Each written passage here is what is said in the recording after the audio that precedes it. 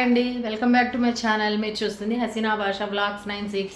ఇవాళ అయితే పాయసం తినాలనిపించింది, పాయసం చేస్తున్నా, చూసేద్దాం రండి.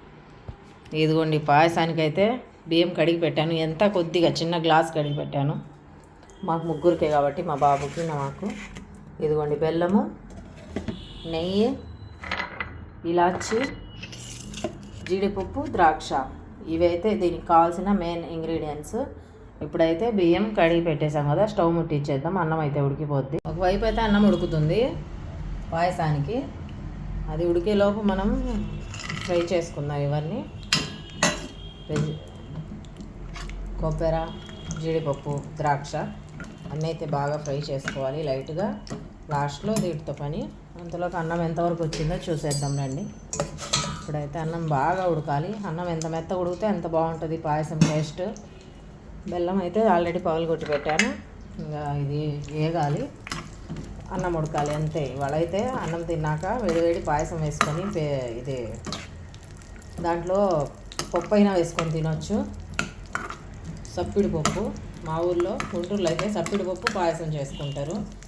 మామూలుగా గుళ్ళల్లో కూడా ఇస్తుంటారు, ఎవరైనా చేసుకొని ఇళ్ళల్లో అయినా. మా అమ్మ కూడా చేసేది, ఇది చాలా టేస్ట్గా ఉంటుంది.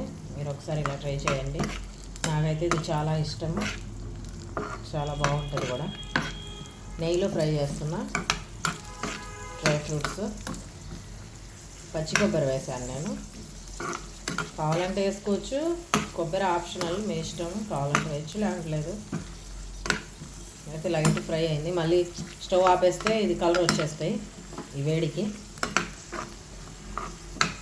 అన్నం ఎంతవరకు వచ్చింది? అన్నం బాగా ఉడకాలి, ఉడికితే అప్పుడు. అన్నం చూసారా, బాగా ఉడికిపోయింది మెత్తగా.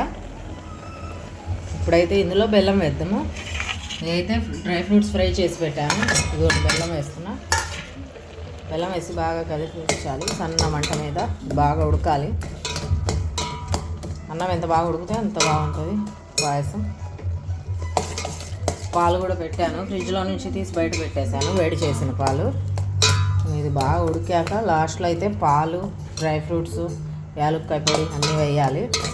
ఇప్పుడైతే సన్న మంట మీద వదిలేద్దాం, అలాగే ఇది ఉడుకుతుంటుంది. చూడండి బాగా ఉడుకుతుంది, బాగా మెత్తగా అయింది రైస్ కూడా. ఇప్పుడైతే పాలు వేస్తాం కొద్దిగా. ఈ పాయసానికి పాలు వేస్తేనే టేస్ట్. చూడండి కలర్ కూడా మారింది, చాలా ఎమ్మీగా ఉంది కదా. చూస్తేనే తినాలనిపిస్తుంది. ఇప్పుడైతే బాగా ఉడకనిద్దాము కొద్దిసేపు. ఉడికింది, ఇంకా ఆల్మోస్ట్ ఉడకడానికి వచ్చేసింది పాయసం అయితే. ఇదిగోండి యాలక్కాయలు వేస్తున్నా.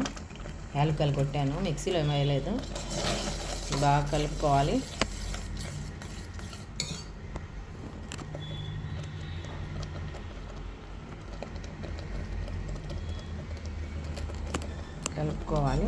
ఇప్పుడైతే ఆల్మోస్ట్ రెడీ అయింది పాయసం. దానికి జీడిపప్పు, డ్రై ఫ్రూట్స్ అన్నీ వేస్తున్నా. కొబ్బరి కూడా నెయ్యిలో వేసాను ఫ్రై. నెయ్యి అలాగే వేసేసాను. చూడండి ఎలా ఉందో, కలర్ఫుల్గా ఉందా? ఓకేనండి, ఎలా ఉంది పాయసం? కామెంట్ చేయండి, లైక్ చేయండి, షేర్ చేయండి అండ్ సబ్స్క్రైబ్ చేసుకోండి మంచి మంచి వీడియోస్ కోసం. ఇదిగో ఎలా ఉందో, సూపర్గా ఉంది కదా. మీరు ఒకసారి ఇలా ట్రై చేయండి. ఓకే, బాయ్ అండి.